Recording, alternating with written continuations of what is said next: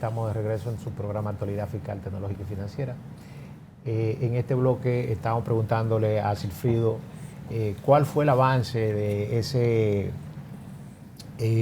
esa iniciativa de utilizar lo que es el software TICMEI en las auditorías, en la gestión que encabezó el maestro Pablo Rosario conjuntamente con la doctora Lizelot Martes Barrio, y ya finalmente cuando tú sales de Cámara de Cuentas. ¿Cómo tú ves ese proceso?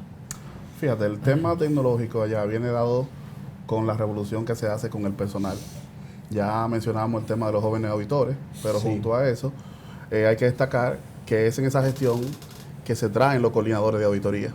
Los coordinadores de auditoría eran profesionales que venían ya con de alta posición. ¿Eran solamente contadores o venían de diferentes áreas? Contadores. Ok. Eso entonces eran como los líderes de grupo. Con eso, una de esas personas era quien coordinaba el proyecto de TICMEI. Que yo sé de paso, no solamente se tenía TICMEI, también manejábamos el tema de ACL. Había un grupo de auditores. Que otro software de auditoría, ¿verdad? Para el manejo de grandes volúmenes de datos. Sí. Porque TICMEI a nivel de software es un software para el manejo de las auditorías, que se ayuda a eficientizar el proceso en cuanto a los tiempos y mejor documentación de los... ¿Y qué porcentaje de auditoría se llegaron a hacer con esos software, con ACL y TICMEI, según tú? El dato exacto así no lo recuerdo, pero más... Fue bastante. Fueron bastante. El primer piloto fue con cinco auditorías, una entidad y las receptoras que estaban ahí, ganadería, Inespre, agricultura. Entonces se tomó ese piloto para alimentar el sistema, porque el sistema lo recibimos como una caja en blanco. Teníamos que adaptarlo entonces a la estructura de Cámara de Cuentas. Ahí entonces teníamos que completar todas las entidades que están que son entes auditados y nada, después que actualizamos eso, integrar entonces, capacitar a esos jóvenes auditores y a ese nuevo personal que ingresó a la Cámara de Cuentas, que ahí tenemos la profesora, la maestra Lady Paulino, que es supervisora y todavía en la actualidad trabaja con el sistema. A medida que pasó el tiempo, se le fue restando importancia a la parte de TICMEI. Incluso la cantidad de auditoría que se trabaja es cada vez mucho menor. Y te digo que, por ejemplo, a mi salida se trabajaba en TICMEI porque los supervisores te lo piden. Porque tiene una herramienta que te permite tú, desde la oficina, revisar el trabajo que están haciendo los auditores en campo. Te permite agregar notas y, o sea, la documentación a nivel del trabajo. La parte de supervisión supongo que es mucho más eficiente. La parte de supervisión. Fíjate que, por ejemplo, el sistema tiene 5 componentes principales, pero de esos 5 componentes nosotros nos enfocábamos básicamente en uno, que era la parte de documentación, que no llegamos a desarrollar la parte de reportería a los niveles máximos, ni la parte de evaluación de riesgo que tiene el sistema. Pablo, la gestión de la doctora Lizelot Martes se le reconoce el programa de jóvenes empresarios, auditores. Pero tenemos entendido que ustedes desarrollaron e implementaron otras iniciativas allá. Por ejemplo, el tema de lo que es la Escuela Nacional de Cuentas, que es donde se capacitan a los auditores que están en esa institución. Pero también, y específicamente, usted se le atribuye haber llevado allá lo que es la cooperativa de la Cámara de Cuentas. ¿Qué usted tiene que decirnos de eso? Sí, cómo no, pues concuerdo contigo en cuanto hacía que nosotros manteníamos una actitud permanente de que el personal estuviera siempre en actualización, capacitación, cosas. Entonces, también pensábamos que una de las formas de motivar a ese personal es buscando la manera de que sus ingresos le fueran más ¿verdad? Un poquito, le rindieran un poquito. Ya, yo tengo experiencia en cooperativas, porque ya había organizado cooperativas en otras empresas, y asumí eso. Sucede que hubo que cancelar un plan de pensiones que hubo, porque estábamos asumiendo una deuda con impuestos internos. Entonces nos dijeron, dieron una amnistía. Dice, acójanse a esta amnistía, retiren los fondos y entonces cada quien que haga su cuenta de capitalización individual, al que le corresponde. A mí me tocó hacer ese trabajo. Había como unos 80 y pico de millones de pesos en eso. Que ese era todos los aportes que habían hecho el personal de la Cámara, lo que era la ley anterior de seguridad social. Sí, y había un plan de pensiones, pero que ya eso no funcionaba. Que era un plan de pensión interno de la Cámara. Interno de la Cámara. Entonces, ese dinero estaba en banco. Hubo que determinar los aportes de cada quien, determinar los intereses ganados y proporcionalmente distribuirlo. O sea, se hizo una distribución de esos ahorros que se tenían por el fondo interno de la Cámara. Más los intereses. Ahí tengo la satisfacción de que no hubo una sola protesta.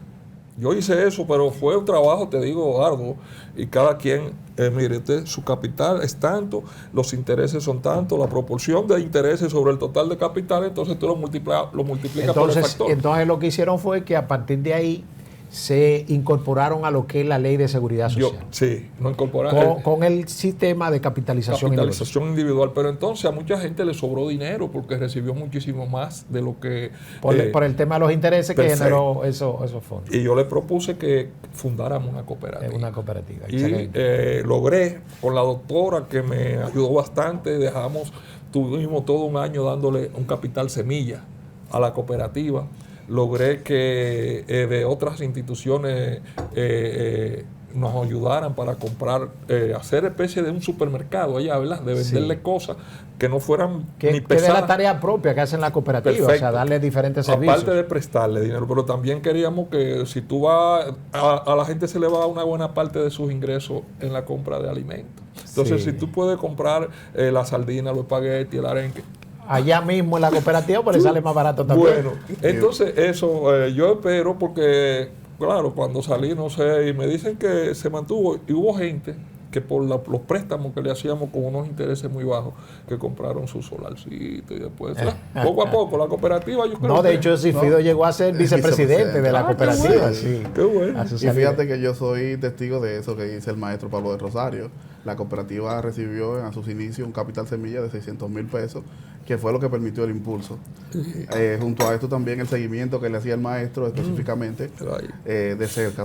O sea que la gestión estaban, diríamos, dándole seguimiento directo desde el pleno a lo que es la creación y conformación de la cooperativa. Sí, el pleno a través del maestro Pablo de Rosario era la persona que se reunía con los directivos, que miraba las cifras, veía los estados financieros y se preocupaba por el crecimiento y desarrollo. Fíjate que esa cooperativa, desde sus inicios, se está prestando a un 12%. Que no toda la cooperativa. No, toda la cooperativa prestan a un 12%. Que una de las quejas que yo le he externado a algunos amigos que están en el sector cooperativo, que cómo va a ser si esos fondos tienen una tasa de riesgo baja, tengamos una tasa de interés igual o mayor que los bancos corporativos. Y no son algunas cooperativas, es la mayoría de las cooperativas de que tienen esas tasas de interés lo suficientemente altas, que impide que los asociados tengan el rejuego, por lo cual se crean esas cooperativas. La idea es darle holgura a los asociados para que su ingreso le alcance mejor. Entonces, si tú le castigas con una tasa de interés alta. Y ahí no se persigue. Van a seguir ahogados. Oye, pues sí. Entonces, en principio querían, no, eso viene al 12%. Y todavía está. Está al 12%. Pues yo sí me alegro. Yo sí me alegro. Incluso tiene suficiente liquidez, está sólida. Sí. Y no como la entidad financiera que ella. Yo hice préstamo para, tú sabes que uno participa y es para darle vida a la cooperativa. Yo tomaba préstamos así, pagaba mi interés y todo, y nunca sin queja. Entonces, el 12%, y la gente se motivaba. Lícelo, de cuando ella vio la verdad, dice, pues yo me voy a meter también. Y no, la cooperativa fue... pues la doctora también se inscribió en la cooperativa. No, ella no llegó a inscribirse, pero lo expresó, pero no se llegó a inscribir. Lo expresó y lo intentó. Sí, lo intentó.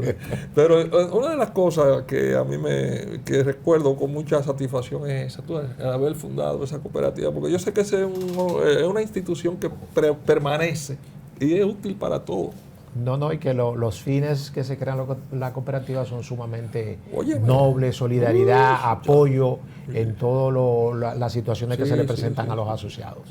Y que la primera distribución de dividendos se hizo recientemente. O sea, que es cuando tú la crees, la constituyes, tienes que esperar 5 años para distribuir excedente. Sí. Y eso fue una fiesta. Ajá. Sí. ¿Y más o menos cuánto distribuyeron eso? No se distribuyó mucho así, pero con respecto a la cantidad de socios, 7 millones, me parece que andaba por los 7 millones. Óyeme. Es bastante considerable. No, y se hizo con toda la ley. Y de COP fue allá. Nosotros, esa cooperativa desde su nacimiento fue paso a paso. Porque ya yo tenía experiencia de fundar cooperativa. Entonces fui y de COP fueron, todo. Y entonces yo era el presidente del comité gestor, pero ya llegó un momento en que dije, no, ahora son ustedes. Ya yo como funcionario a mí no me correspondía estar dirigiendo la cooperativa. Fíjate, Nicolás, otro de los avances muy importantes que hay que destacar, y esa visión a largo plazo que se tenía, es el tema de la Escuela Nacional de Cuentas. Sí. Ahí, por ejemplo, el proyecto inició un proyecto muy bonito y muy ambicioso, que se trajeron facilitadores internacionales para capacitar a los auditores que tenían esa vocación de ser facilitadores. Ahí estaba la profesora Estela Costa, estuve yo en ese primer grupo de formadores. No, que creo que ella es la que sigue dirigiendo la Escuela de Cuentas. Sí, ella está trabajando con la Escuela de Cuentas. Sí, sí. Y esa Escuela de Cuentas, ya por ejemplo a nivel teníamos una plataforma tecnológica a través de Moodle que sirvió de plataforma para facilitar la capacitación en pandemia sobre todo. Oye.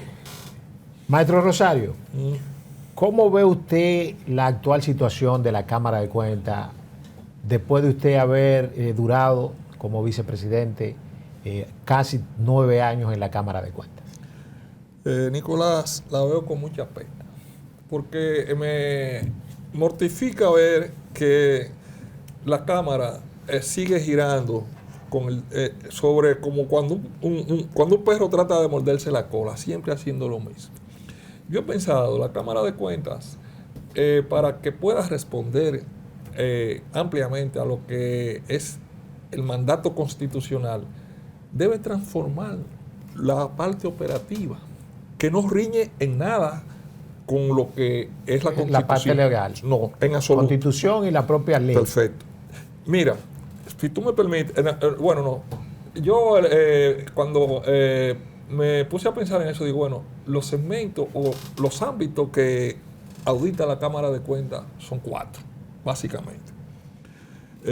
Gobierno central, instituciones descentralizadas y autónomas, municipalidades y la ONG. Ahí tú tienes 4. Entonces yo digo, son 5 miembros. En la ONG incluimos lo que son los partidos políticos. Sí. Ahí tú tienes, porque tú sabes que la Cámara de Cuentas, donde quiera que el gobierno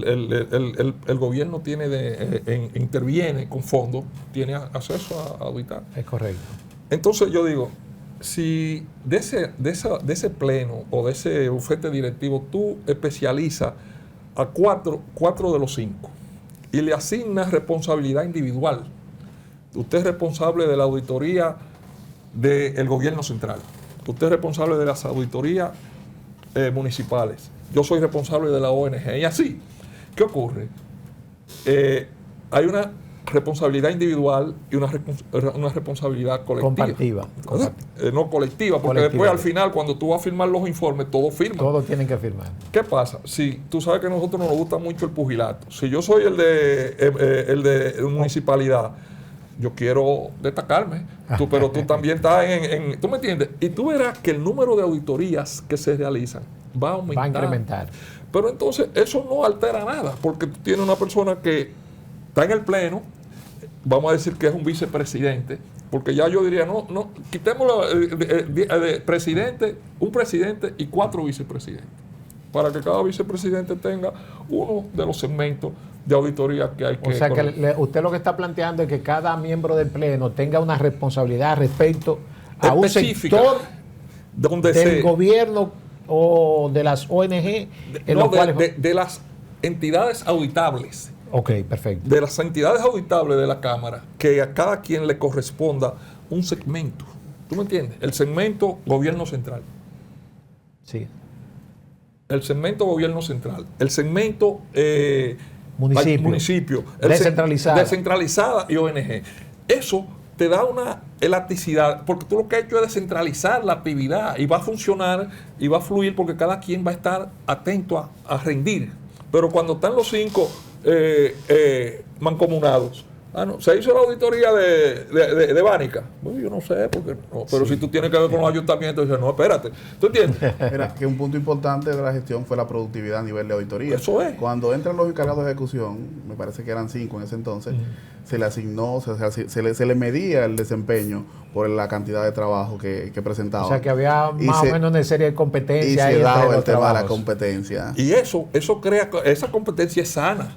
Entonces tú puedes incluso instituir premios y reconocimiento, ¿verdad? Que viene, lo que hace es que robustece la eficiencia del órgano. Maestro Rosario, si esa gestión en la cual usted fue vicepresidente fue tan exitosa, ¿cuáles fueron las razones? Y además usted fue el único miembro de ese pleno, que duró 2 periodos, que también lo eligieron para un periodo siguiente, y usted renunció a esa posición.